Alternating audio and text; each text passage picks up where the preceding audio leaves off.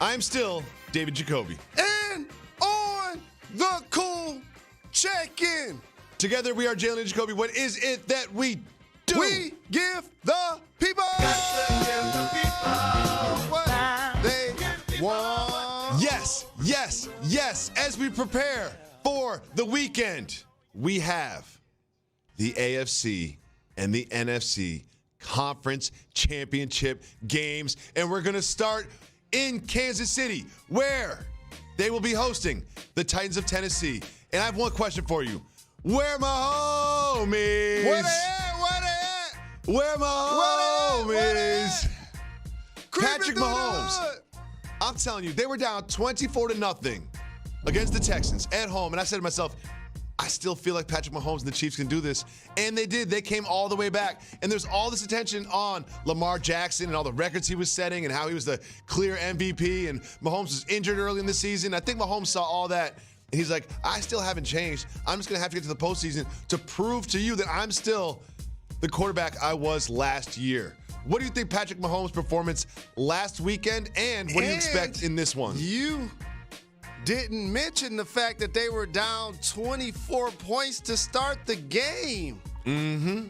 Oh, my goodness. If you're the Texans, you got to find ways to advance drives and not kick field goals. You can't fake a field goal to give them another short field that end up being their second touchdown on the roll to scoring 2, 3, 4, 5, 6 touchdowns in a row. How about that? I'm watching this. It was like, I remember playing Joe Montana football in the early 90s. It was like that when he got hot, throwing it to all of his weapons, like Jerry Rice and John Taylor and Roger Craig and Dwight Clark. It was the exact same thing. It's Tyreek Hill, it's Hardman running back kickoffs, getting them in great field position. Damian Williams had 3 touchdowns in the game. He seemed like he throw it to Kelsey every single time, and you can't stop it. It's just outstanding to watch those dudes. It really is. And I really think that the Chiefs are heavy favorites, and I think they're going to win this game. But the roadmap for a Titans win is a couple turnovers from Mahomes and a lot more yards from Derrick Henry. Derrick Henry he's breaking records this postseason. He's breaking records, and he's also breaking tackles. Jalen, can Henry continue this amazing postseason run in Kansas City on Sunday? Looking like a modern-day Earl Campbell out there, and it makes me so happy. Shout to the legend. I'll tell you what, the first guy that we've seen in the NFL rush for over 180 yards in 3 straight games, but I'm going to do something that people have not been doing. I want to give Henry all of his credit for being a bell cow and Tannehill for changing the tenor of the team. Mm-hmm. But their defense, let me tell you something about their defense that they did last week that nobody's talking about. They intercept the football. They had 2 last week. They were 8th in the league. And you know what else they do, Jacoby? They stop teams on 4th down. You remember I was like, watching the Ravens look so much different because they're playing 4 downs and everybody else is playing 3. Well, the Titans defense stopped them a couple of times on 4th down. They did. So those are going to be key areas to watch for if the Titans are going to get it done on the road. Those are really good points, Jalen Rose. You're such a great sports analyst. You know, you really are. And Thank you, brought sir. up somebody that's important, and that's Ryan Tannehill. Ryan Tannehill has thrown for only 160 yards in the last 2 games. 160 yards combined in the last 2 games. That's not a piece. But he does enough to get the job done. Jalen Rose, do you think that Tannehill is the future of the franchise in Tennessee? I think he's the future of the franchise. He earned it over Mariota once he got his shot this year. Yes, they're a run-dominant team when you have a bell cow like Henry. But you didn't mention the most important thing that Tannehill has been doing. That's being accurate and taking care of the football. And when you have those 2 dynamics and somebody you can turn around and hand it off to 30 times and a defense that'll pick somebody off and stop somebody on 4th down, that shortens the field for you. Now you can take chances and play action. That's what they're going to need to do if they're going to beat this vaunted Chiefs team. You know who I often think about when I watch Ryan Tannehill throw for less than 100 yards and still get wins?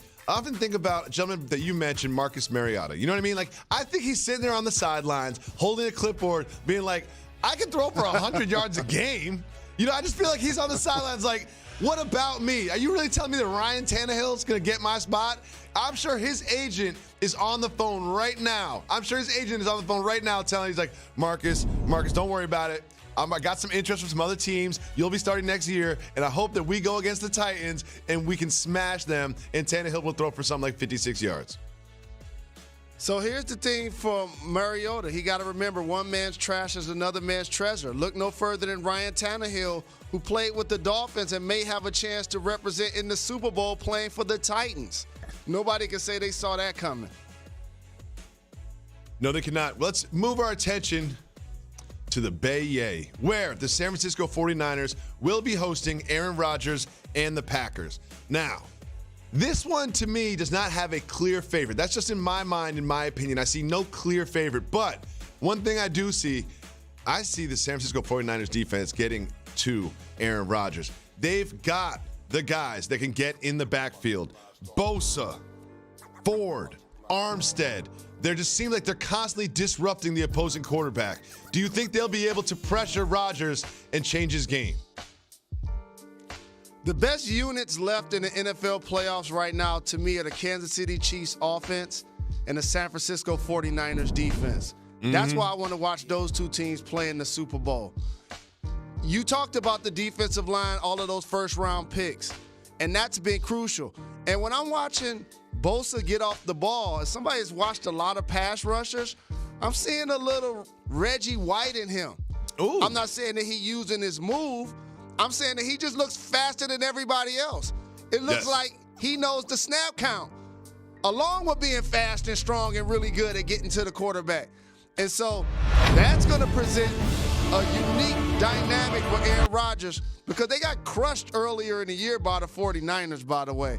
They did. Also, the Packers are 5-1 when Devontae Adams catches for over 100 yards. We know Aaron Jones has been balling, first on their team in rushing, third on their team in receiving. Can Aaron Rodgers upset the apple cart? It's going to take a throwback performance. It really will. And one thing I wanted to show you from Bosa was it happened last week, and I was watching the game, and Bosa went down. And he was out, and I was like, oh, no, this could really, really hurt the 49ers. And he's on the ground, and he looks like, I don't know, he fell strange or something, and then he's hurt. Look at him. He's down. But then what's he do, Jalen Rose? What does he do? Like the Undertaker in wrestling. Right then, I was like, oh, no, he could be out next year. Then he gets up, and he's pumped. He gets up and he's hyped. And look at him. He was just on the ground injured. And now look at him screaming. Jalen, I love Bosa so much. You know what? I think I'm picking the 49ers in this one. What can Aaron Rodgers do to give him a win? So a couple of things. Watching Bosa do that is a B-side version of what Tyson Fury did, getting up like the real Undertaker after he got knocked down by Wilder. How about that? For Aaron Rodgers, again, it's going to take a historic performance. He can't turn the football over. He's probably going to have to drive the length of the field, because we don't talk much about the 49ers offense. They got a guy playing receiver named Debo. They gets up the field. Sanders gets up the field. Kittle and Kelsey, best tight ends in football. So they have firepower on both sides. So they're going to this game can't be one of those games where Aaron Rodgers throws for 200 yards and one touchdown and they get it done. He got to double those numbers. I can't wait for football Sunday. But we have to discuss a story that just won't die. And, of course, that is the behavior of Odell Beckham after LSU won the national championship. The latest is this. After the game, in the LSU Tigers locker room, Odell was in there. They were all celebrating. There was some cigar smoking going on. So a security guard at the Superdome is trying to get one cigar out. So he's just discussing it with one of the players proving they put it out. And then watch Odell Beckham in the background. Jalen, what is he doing? So this is a perfect story to why I'm happy that I'm old enough to have made so many dumb decisions in my life and be able to look on things that I would have said different, would have done different, but obviously I have no regrets. But you hope that you start to garner maturity. For anybody that's defending the actions of Odell by saying it happened in the locker room, by saying they were just celebrating a championship, so he was excited and gave them money on the field. Let me tell you something. When you're an alum, that's like being a big brother. That's like being an OG. Imagine when the University of Michigan wins a championship under Juwan Howard one day. Yes. I'm on the side of the court, and I'm giving the players money.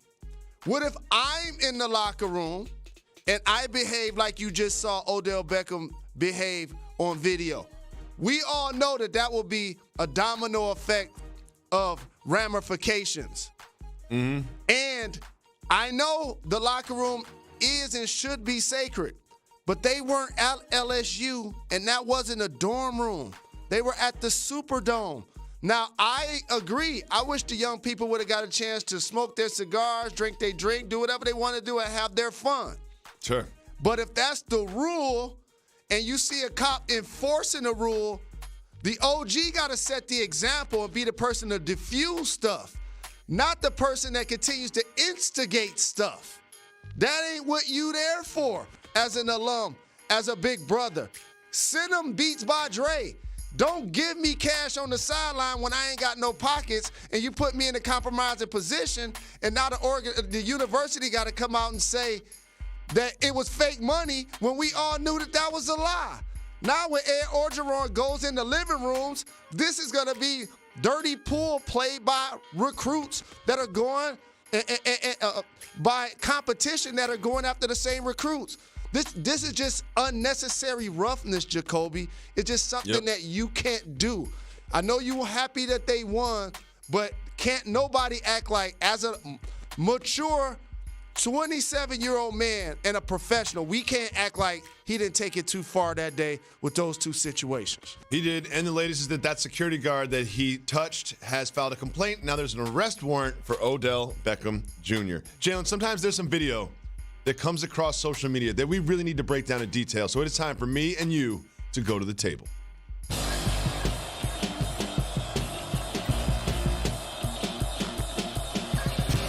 Instagram account, passenger shaming. I just can't get enough. And it just keeps on giving us great videos. You and I fly a lot, and we are very particular about our flying habits. So just put yourself in the seat right now. Envision yourself in the seat on the plane, and this happens to you. I really need you to see this. Imagine someone's barefoot from behind, puts their bare foot on your armrest. What are you doing? So first and foremost, to begin this topic, if you would have said the other word after passenger and didn't show me this video that you almost said, it would have been a lot funnier. With that being said, and it rhymes with sit. And here's the thing. I hate when people use public places and treat them like they're in the privacy of their own home. Okay, I'm sitting in front of you, which means this is my chair and definitely my right armrest. Now, I might have to share the middle one depending on what type of plane that I'm on.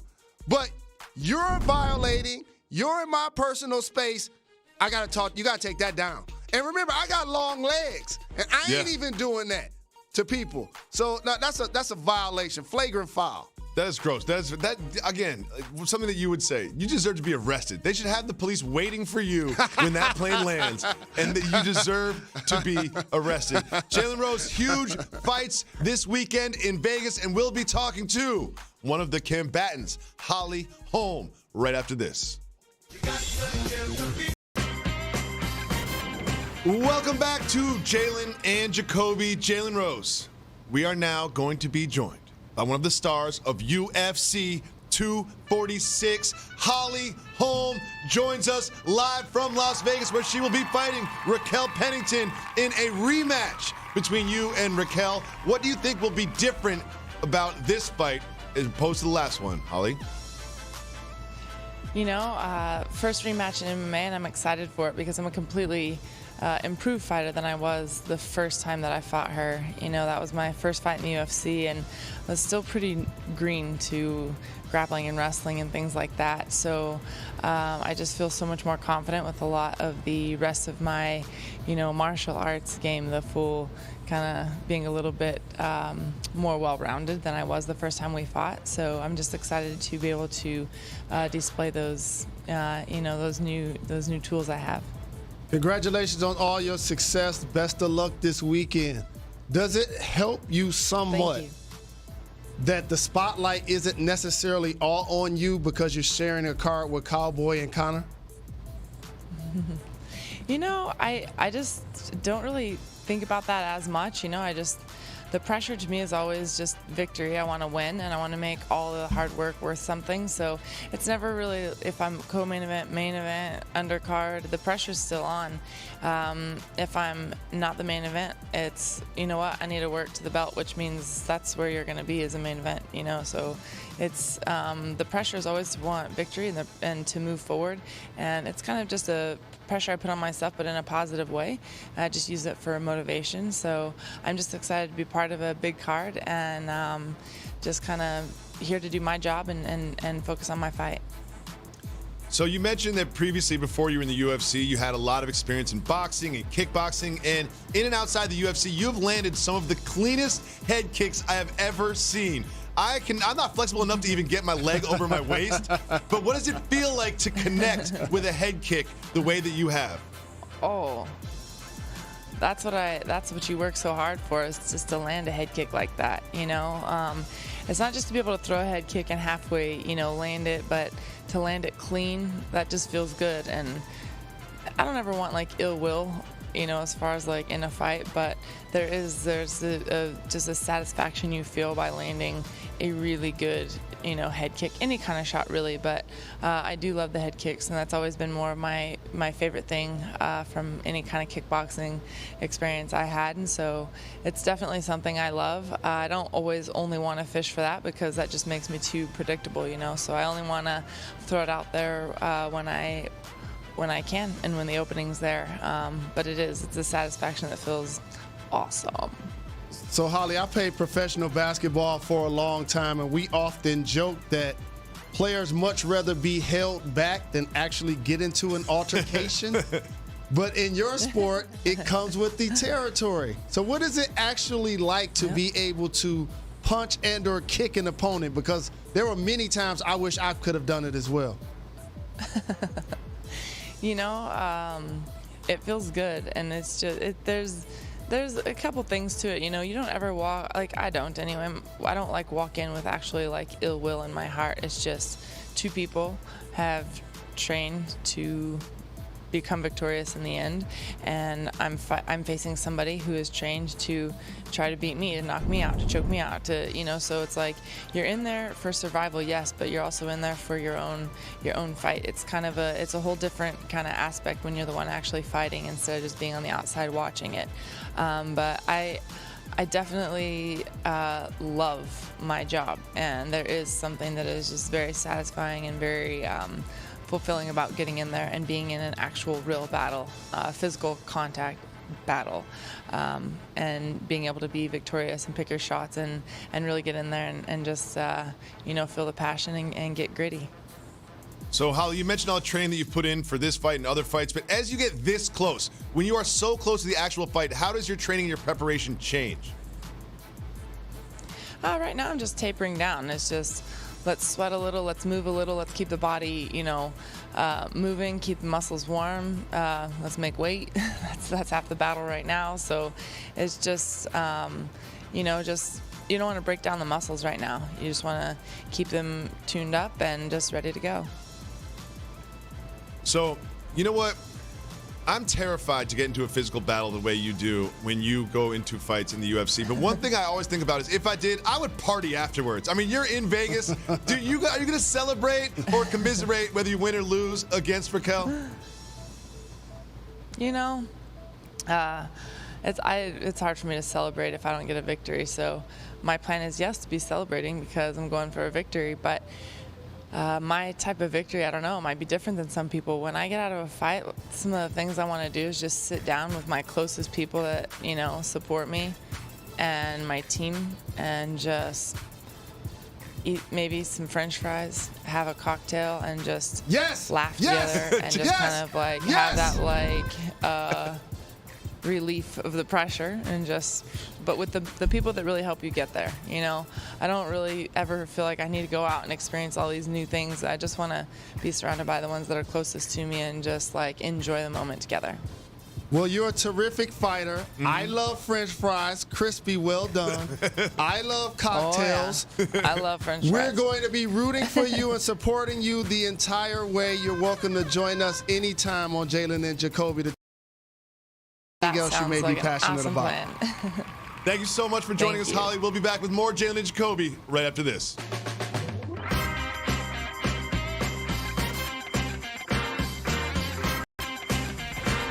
NBA on ESPN starts tonight at 7 p.m. where the Bulls take on the 76ers, and then in the nightcap, Dame Lillard and the Blazers take on Luka and the Mavs. That is at 9:30. And the weekend is just getting started with the NBA because it's Saturday prime time, where you will get the Clippers and the Pelicans. That's at 3:30 in the afternoon. And then the big game at night. Jalen Rose in his fly suit and the Countdown crew will get you ready for the Lakers against the Rockets. That is at 8:30. And before all of that, tonight at 6 p.m., we have SportsCenter, where they'll be breaking down the big fight this weekend, the big NFL games this weekend, and the latest in the NBA, much more. Welcome back to Jalen and Jacoby. Jalen Rose. Brandon Ingram has been playing well all season long, but never better than last night. The former Laker had 49 points. 49 points in a big win for the Pelicans in overtime against the Jazz. Jalen, how has Brandon Ingram been able to completely take off this season? So he's doing one thing that you hear me allude to with Kristaps Porzingis that he does not do. Because of his slight frame, initially he wasn't playing through contact. Now he is. And if you notice, when he turned the corner and go down the lane, it ain't to try to finger roll it or to look for the foul. He'll go in there and dunk it on you. Yeah. You see the reverse dunk he got against Rudy Gobert?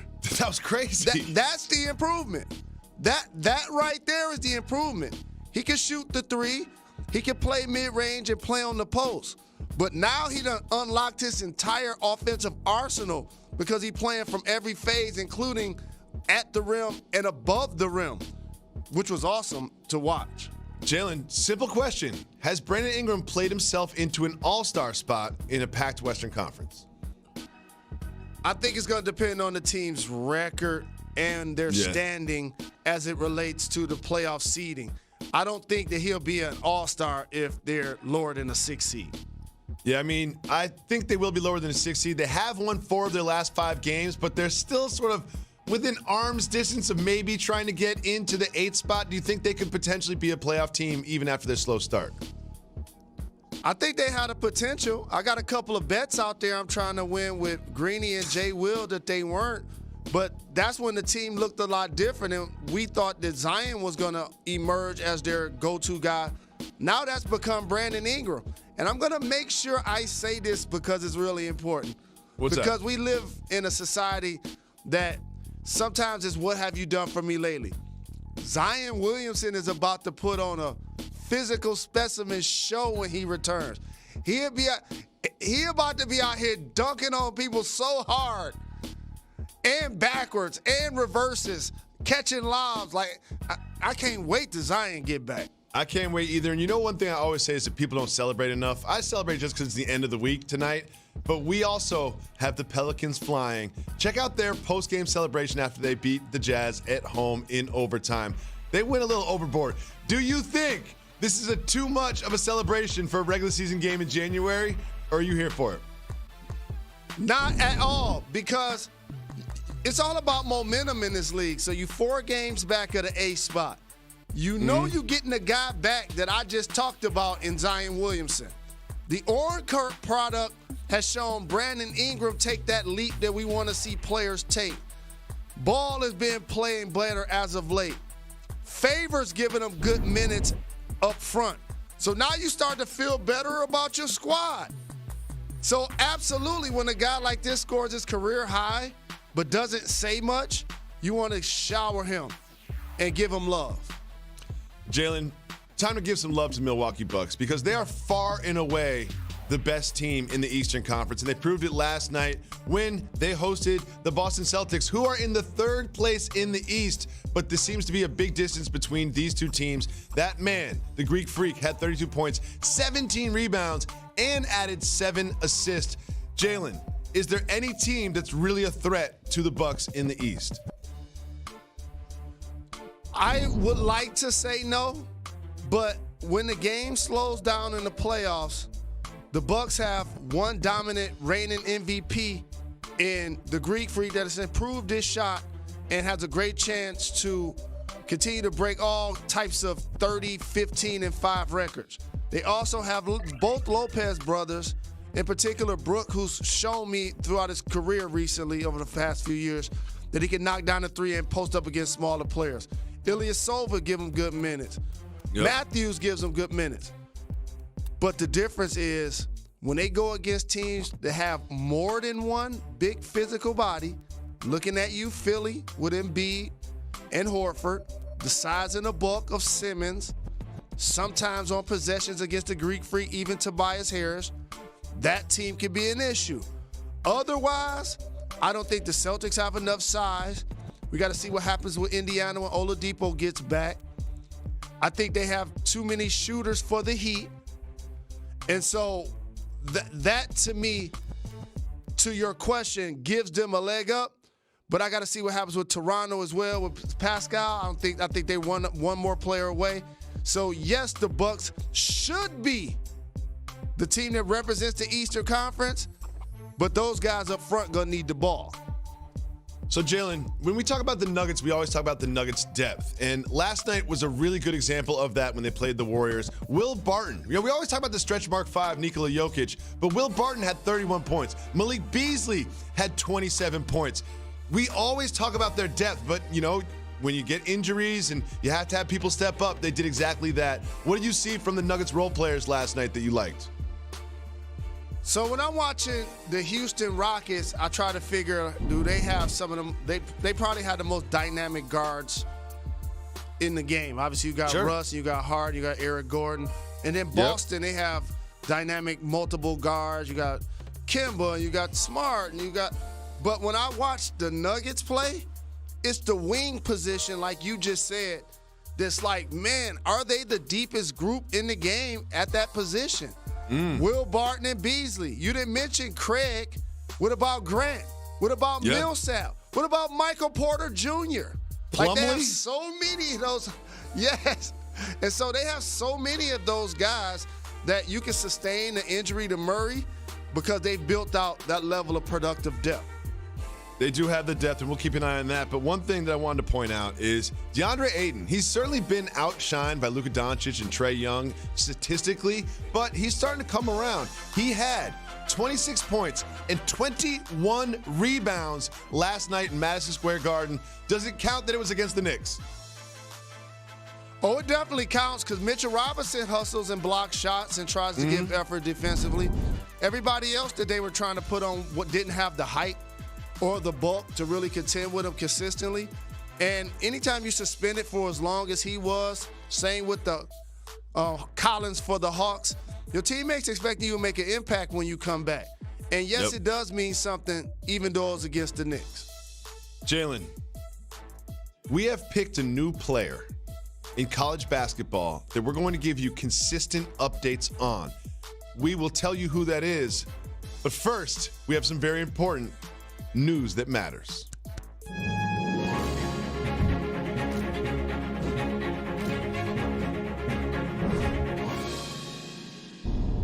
Jalen Rose's birthday is about 2 weeks away, but that's not going to stop him from starting the celebration already. Jalen Rose, he lets you know when it's his birthday, and he is turning the age of 47 in just a couple weeks. And Jalen, there's been a study that says that 47 is the most depressing year of the life cycle. That misery is at its peak at 47 years old. You're one of the happiest people I know. Do you think that the 47 year will bring you down into the dumps? I'm about to shatter that. No question about it. I might as well go get my fur coat and my bat right now and get ready for my birthday picture. And Jacoby, like I tried to tell you, I'm black. Soon as somebody asks you about your birthday and it's like 2 to 4 weeks in proximity, that's when you start celebrating. We celebrate our birthday for 30 days, not 3 hours, not 3 days. So yes, even though it's on the 30th, it starts right now. And I guarantee you, it's gonna be the opposite of misery. It's gonna be fun, fantastic, amazing. I'm gonna have fresh cuts, nice suits. Jacoby gonna buy me a parrot to put on my shoulder when I'm on television. I'm gonna do all of these things. I'm gonna wear suede shoes. I'm gonna bring the jewels back out. Like it is The jewels are coming back? Let's go, 47. Let's go, 47. Again, just remember, when you see a live bird on Jalen Rose's shoulder on countdown like a parrot, just know that that's Jacoby's idea.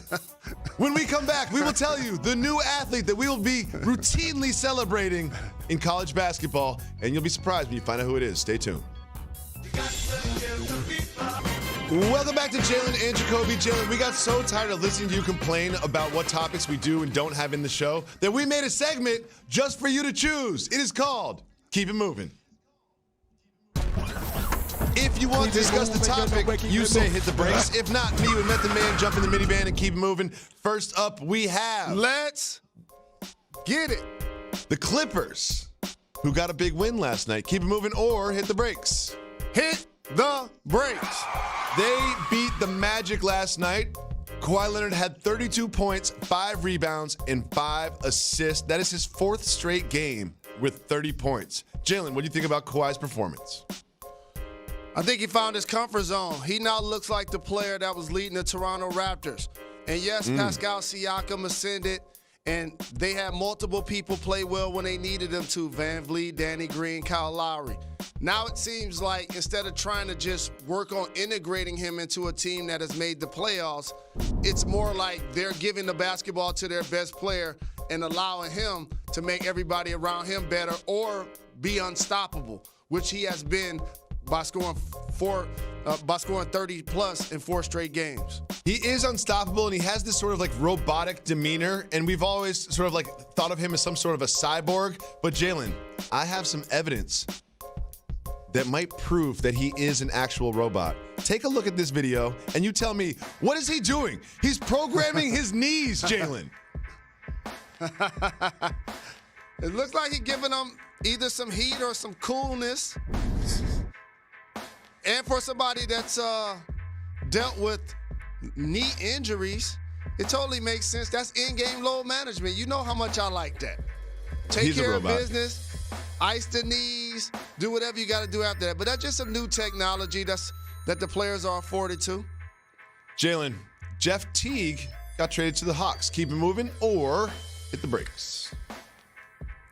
The Hawks are a lottery team. They definitely needed a backup point guard and somebody that can run with Trey. Keep it moving. We keep it moving. We keep it moving. Next, we have more fallout from the sign-stealing scandal in Major League Baseball. Keep it moving or hit the brakes. Hit the brakes. The latest is that Carlos Beltran and the Mets have decided to part ways. Carlos Beltran was a player during the season of interest when the Astros are being accused of stealing signs. Jalen, do you think it is fair to have Beltran not be a manager because he was on that team?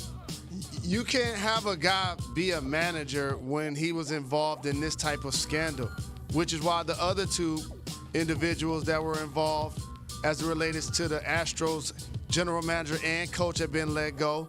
Cora was let go by the Red Sox, and Beltran, even though players weren't punished, has to be let go because of the role that he carries.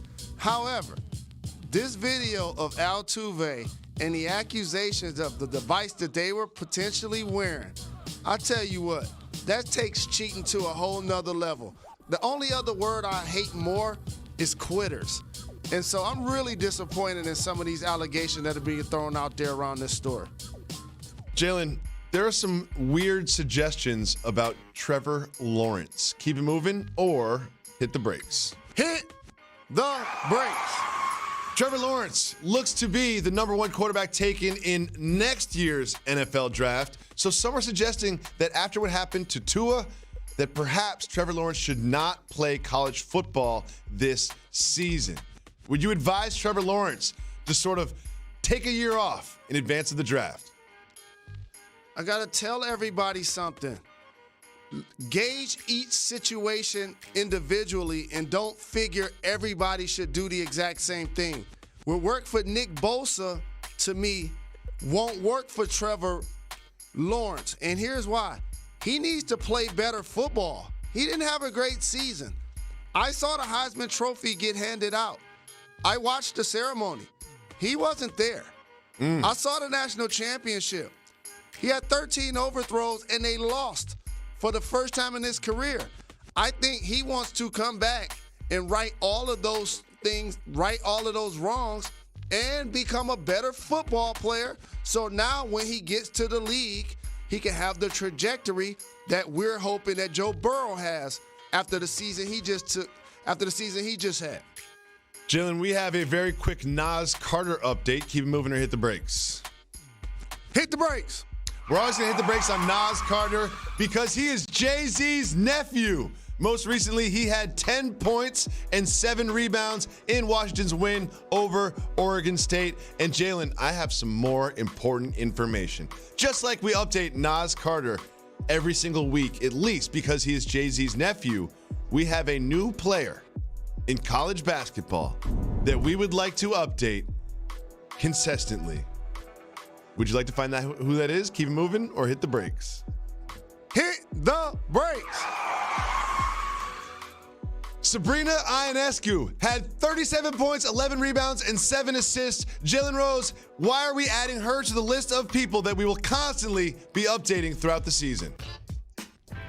First off, she is the best player in collegiate basketball. And I'm not clarifying male or female. She's the best player. At 6 foot tall, she kind of reminds me of Diana Taurasi Jacoby. Plays in the mid-range, gets boards, competes on every possession. The NCAA record holder with 22 triple-doubles. The reigning player of the year had a career high 37 points versus a top 5 ranked team. This is a player that we're going to make sure we highlight because she deserves it. She really does. Sabrina Ionescu is so good. Jalen, I have a dunk that I want you to see. Keep moving or hit the brakes. Hit the brakes. This gentleman's name is Sean Warrior. Sean Warrior, and he's in Kansas, and he's playing a high school game. And I want you to take a look at the defender. Oh, he gets dunked on. Now, Jalen, you say you've never been dunked on in your life. What advice do you have for that poor defender? Got to take the walk of shame, man. It happens to the best of us. I want to, when somebody gets dunked on like that, put an ISO cam on them for the next couple of possessions. I'm telling you, I've seen guys out there with the standing 8 count after they got dunked on and being woozy. I'm telling you, it takes you a second to get your bearings back. That's why I wanted to make sure it never happened to me. Jalen, huge pivotal moment in Conor McGregor's career. We will preview the big fight and much more right after this.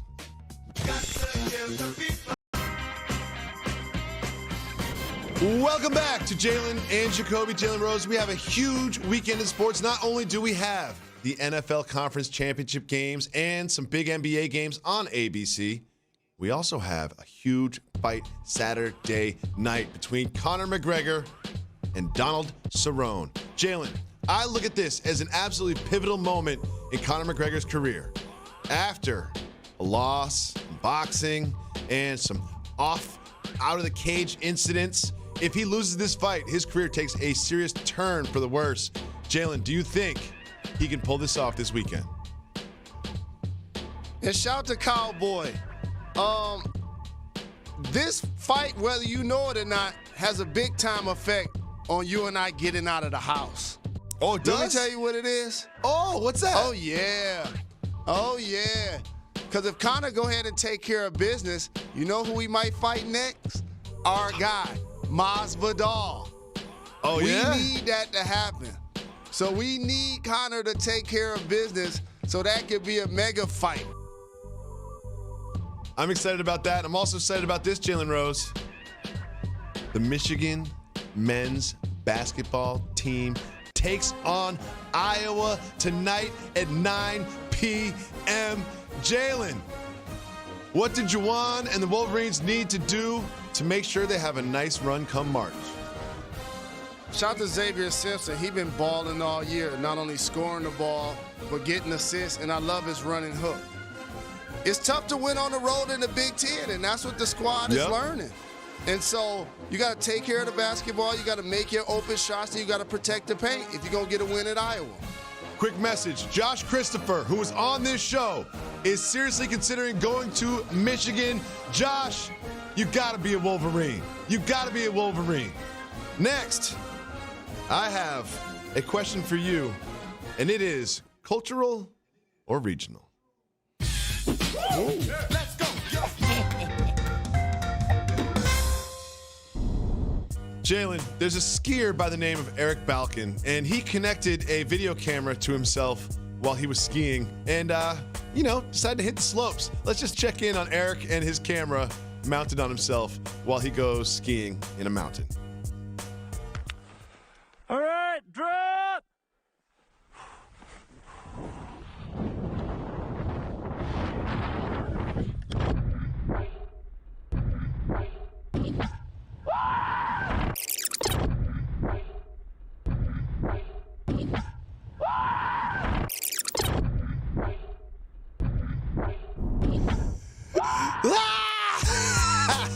Jalen, this leads to the question, inherently, is skiing cultural or regional or both?